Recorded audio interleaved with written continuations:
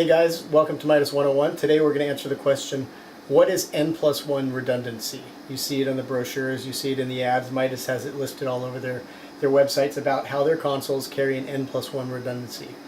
Well, what Midas has done is they've made all of their I/O boxes carry an additional stream of AES-50 communication between the work surfaces or the DSP rack of any of these consoles and the I/O box. There is an additional port above and beyond the channel count that you need for that box. On the 251, this is a 48 channel input box with 16 outputs.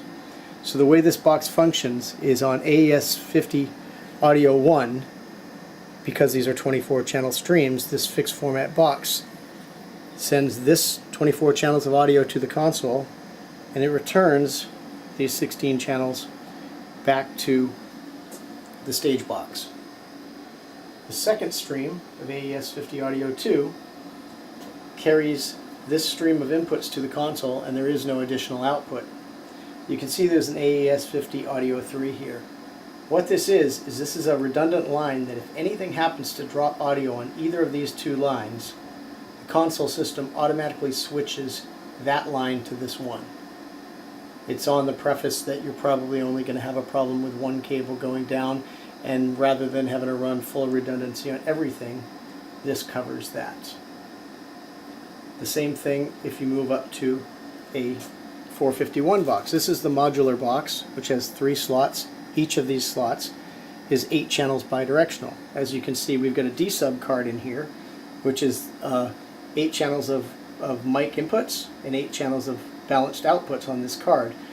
We could slide into this another input card like you can see down here on this 351.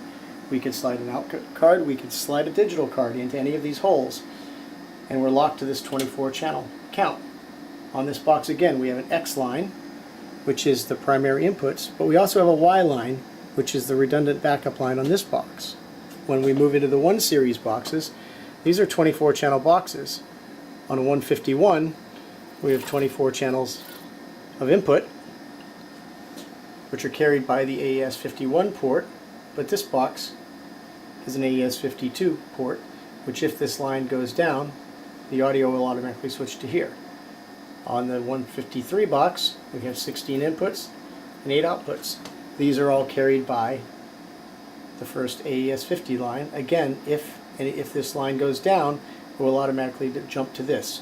You set up these preferences if you choose to use the redundancy in the patching of the console. In the console, you have choices, as on here, you have choices in your configuration. And in your configuration, you have, if you had a DL251 attached to this Pro 2C, you can see there is an A, B, and a C port on this. The A port carries your primary 1 to 24, the B port carries your 25 to 48, and the C port is your redundant backup. As long as you port this to the C line on this box, you'll be carrying N+1 redundancy if these lines are connected to a 251 box.